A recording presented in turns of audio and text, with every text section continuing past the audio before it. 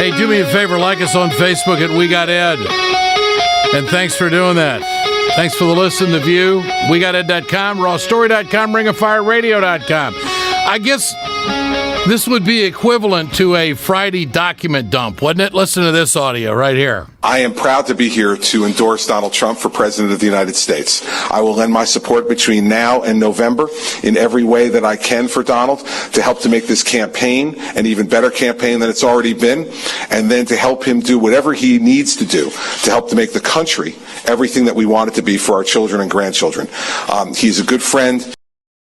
Go, it's Christie back on the scene, sucking up to Donald Trump. Okay, so Christie, the governor of New Jersey, who dropped out of the race not long ago, says that Trump is going to be the best for the country.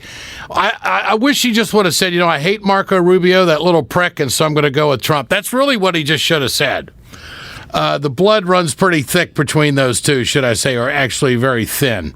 Anyway, good to have you with us on this Friday edition of Ed Schultz News and Commentary. Just when you thought it was Friday and we're going to get to the weekend, we get the document dump. You just heard it.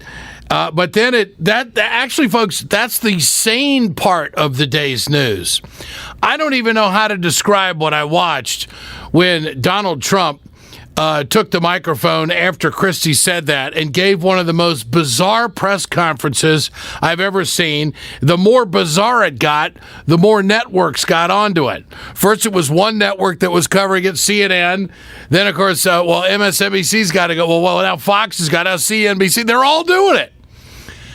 I mean, when you see Trump pick a water bottle and toss water all over the place like he's anointing the crowd, just calling Marco Rubio a lowlife, after Rubio this morning said that Trump was a con job, I've never seen anything like this, ever. In fact, it almost parallels nasty local elections that don't get any national publicity. And I'm convinced that Trump is entertaining himself at this point. He's actually doing it to see what the hell he can get away with. He knows he can say and do anything. And he must think that being president is going to be a breeze because nobody's holding his feet to the fire at all. The last night was also very bizarre. It was a slugfest verbally between the three contenders, and I don't think any of them helped themselves at all. And so while all of that is going on, the Democrats are doing their share of screwing it up, too. Hillary Clinton goes off and has a high-dollar fundraiser with some hedge fund boys. And the hedge fund is a big supporter and has investors that are doing fracking. And so the very people that are connected to fracking, which is terrible for the climate and the environment, which puts poisonous chemicals into our water system, that's where Hillary's getting her money. Now, folks, we'll do that story on RT. You're not going to see that story anywhere when it comes to the mainstream media in this country. And so this is why Bernie Sanders doesn't take PAC money. This is why Bernie Sanders has got pretty much a political jihad against Wall Street, because these are the people that are calling the shots. So just when you think that the Republicans are all bad because they're a bunch of nut jobs on stage and they're going to repeal everything that's been done, it ain't all perfect over on the Democratic side either. For more on that, let's turn to Ruth Conniff, editor of Progressive Magazine. Ruth, good to have you with us. Great to be with you, Ed. This has really been one of the concerns of Hillary about where the money is coming from right now, isn't it? Oh, yeah. I mean, this is the lead editorial in today's New York Times saying she's got to release the transcripts of these speeches that she gave to Goldman Sachs and other banks, because the money that she's gotten, and it turns out it's about $11 million just in those bank speaking fees, is very, very significant. And when she goes out in public and argues that will have absolutely no impact on what a tough regulator of the bank she's going to be, nobody buys it. It's just, this is classic. This is, all this discussion question of who's a progressive and whether Hillary's a progressive who gets things done. I mean, progressivism, the progressivism that founded the Progressive magazine, Fighting Bob LaFollette, the core issue is this a government buying for the people, or is this a government that's bought by special interests? Yeah. And that is what's at stake here. And the issue is the content of the speeches. What did she tell this crowd that's bankrolling her campaign? What promises were made? What associations were made? What guarantees, if any, were made? And all she has to do is just release them and clear the beach. Why do you think she won't do it? Now she's saying that she's being held to a different standard because the Republicans don't release their speeches. What do you make of that? Well, it's kind of a funny argument, actually. I mean, this is the primary. This is the Democratic primary, and so that everybody's doing it argument is just it's a disaster this year because the guy she's running against is a guy who's not giving speeches for big money. I mean, it is true that there is a Washington establishment that has been very cozy with corporations for a long, long time in both political parties, and that does feel normal to people who are part of that group. But Bernie Sanders isn't one of those people, and that's his appeal, and that's his whole message. So it's the wrong year for that argument. We're not in a general election, and I think the Clinton people are legitimately outraged by the prospect that she's in a primary that could damage her, and then when she becomes a nominee, she's been held to a standard that the Republicans aren't held to, and those sound bites and those little excerpts from those speeches will live on into a general election, and that's a political problem. But it doesn't really answer the problem right now, which is that there's a Democratic primary going on. We're talking about who's really the progressive champion here. Well, exactly. Who's the progressive champion? But they certainly don't want this transcript issue going around after the convention. Why don't they just get rid of it now? Get rid of it now, narrate against it, or if you have to, do your damage control now before we even get to March. Yeah, I don't get that. Maybe she thinks it'll hurt her in Super Tuesday. Maybe it's a post Super Tuesday kind of gig. I don't know, but there may be something there that is really not good. There may be there might be some language there that's not. I mean, to the extent that there's been a little bit of transcript leaked out from people who attended the speeches, it's been pretty boring and benign. But it could be that there's some stuff there they're worried about. But it's also just a pattern with Hillary Clinton. It's there is a real desire to control the flow of information, and at a certain point that becomes the problem more than whatever is there. Yeah. And that she's right. She's on that tipping point right now. How do you? Okay, we're pretty sure that Clinton's going to win South Carolina. How do you see Super Tuesday unfolding? What does Clinton have to do? What does Bernie have to do? Well, I mean, I think the Bernie Sanders campaign has very deliberately poured a ton of energy into Super Tuesday, and they know that they're not going to do well in South Carolina, and so they have not put a ton of energy there.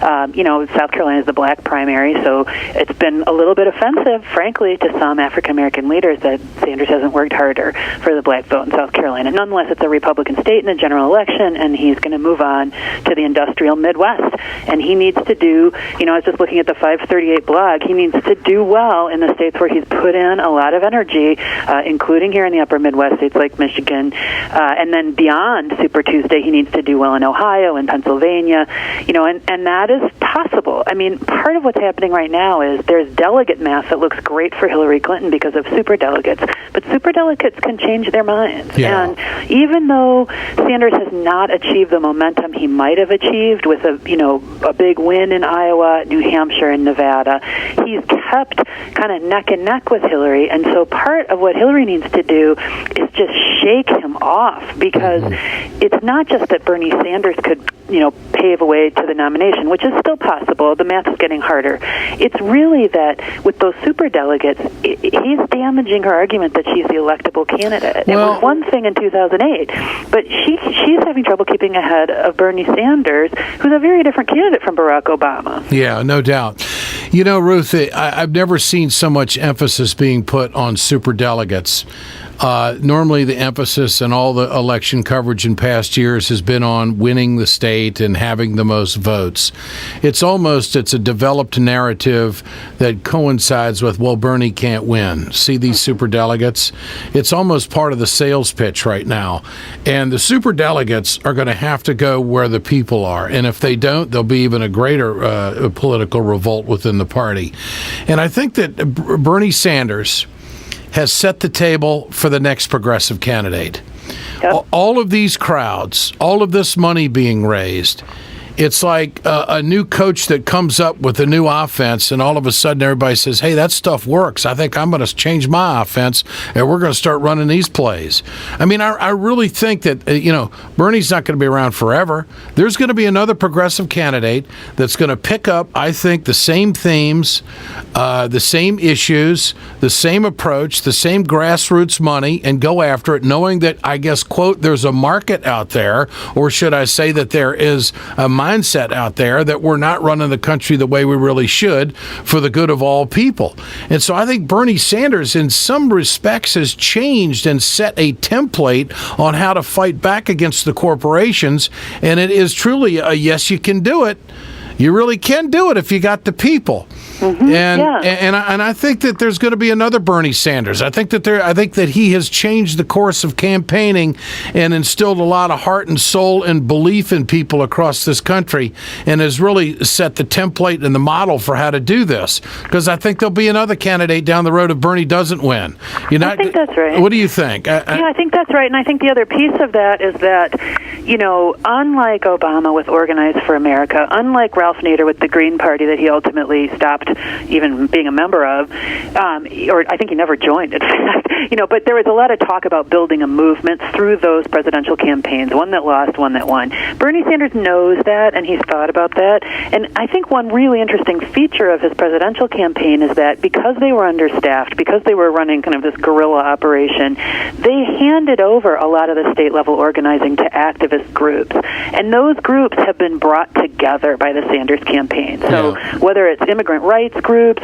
whether it's the more radical union folks, the Communication Workers of America and the Nurses Union, you've got a whole group of people across the country in this big national network now, and a lot of young, excited grassroots organizers who are talking about a really diverse, progressive movement with some real lasting infrastructure to push for the issues that matter to progressives. And that, if that's the legacy of the Sanders campaign, that's very significant. 77 delegates in Minnesota, 66 in Colorado, 222 in Texas. I mean, if Bernie does well or wins those states, it's going to be a horse race. Yeah. In South Carolina, we're going to get the mainstream media sell job that it's the end all and momentum and this, that, and the other. Look, the Democrats haven't won South Carolina in 10 election cycles, okay? And there's a lot of black folks around this country that will vote for Bernie Sanders. They just happen to not be in South Carolina. And I think that as the longer he makes the case, the tougher it's going to get. Now, let's go to the Republicans for a moment. I don't think it's a big deal that Donald Trump is balking on his tax returns. The guy's a billionaire. He's been audited before. The only reason, as I can see it, and this is speculation and conjecture, is that he may have gotten a refund. And that would be very hard to explain. But we have a progressive tax system in this country, and the richer you get, the more the tax system favors you. And it makes sense to me that a guy who deals in equipment, hotel equipment, you have to equip the hotel. There's probably a lot of stuff that's on depreciation schedules. There's probably a lot of write-offs. There's probably write-offs galore. And he probably doesn't want to get to a point where he has to explain that, the Trump organization did get a check back from the government. I mean, it could be that. I don't know. Could be that. Could be Mitt Romney's suggestion that he's not as rich as he says he is, which is really important to Donald Trump. Yeah, that's right. That's right. But bombshell is quite... What does Mitt know? Is Mitt just injecting himself? Is this just get back after all the things they went through? I don't know. I mean, I think the whole Republican establishment is trying desperately to figure out how to take down Donald Trump. And if Mitt Romney knew something specific, I don't think he would have put out so many different possibilities for the bombshell. I think it's really it's interesting how they're scrambling to try to figure out what to do about Trump. And he's just on a roll. I mean, that tax return discussion was just one little blip in that bar fight last night in the Republican debate. What did you think of that? Any winners there? Oh my God! I mean, I guess it depends whether people can actually sit and listen to that stuff. But I just can't believe that these people are vying to be president of the United States, and they look like a bunch of middle schoolers having a fight on the playground. Yeah, I mean, it just diminishes our country. Always good to visit Ruth Conniff. Thanks so much. We'll talk again on Super Tuesday. Thank you. Sounds good. Talk to you later. Ruth Conniff, editor, Progressive Magazine. PillPack brings you this Ed Schultz news and commentary along with Communication Workers of America, Alliance for American Manufacturing, BioGreen Clean, and the iSafe team. We're right back. Hey, folks, you've heard me talk about BioGreen Clean. I'm going to show you right now on my airplane just how tough this is. I want you to keep in mind, chemical-free, 100% plant-derived, biodegradable. It is the safest cleaner that you can get, and it's the most effective. Go to our website, wegoted.com, or go to biogreenclean.com. www.biogreenclean and order today. It's time to continue our conversation about mechanical insulation. Mechanical insulation is for the piping systems in our nation's commercial and industrial facilities. Facility owners are burning up billions of dollars through the lack of mechanical insulation on these piping systems. Call the iSave team. Insulation saves America valuable energy, and this team of energy conservation specialists is shovel-ready to save you money. Visit iSaveTeam.org to have a specialist give your plant an energy audit. We perpetuate a culture of crime all the way from Wall Street right down to the main street in our hometowns. It's worse than it has been since FDR took control of the problem and said we can't count on industry taking care of the American labor. They probably have already engaged into some type of criminal cover-up, and the law prohibits the government from even doing anything about it. Catch America's lawyer Mike Papantonio on YouTube at youtube.com/GoLeftTV.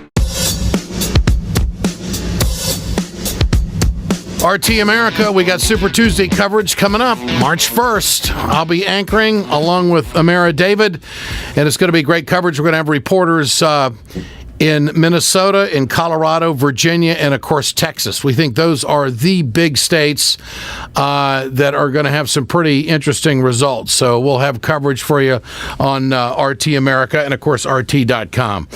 And you have a great weekend. We're back Monday.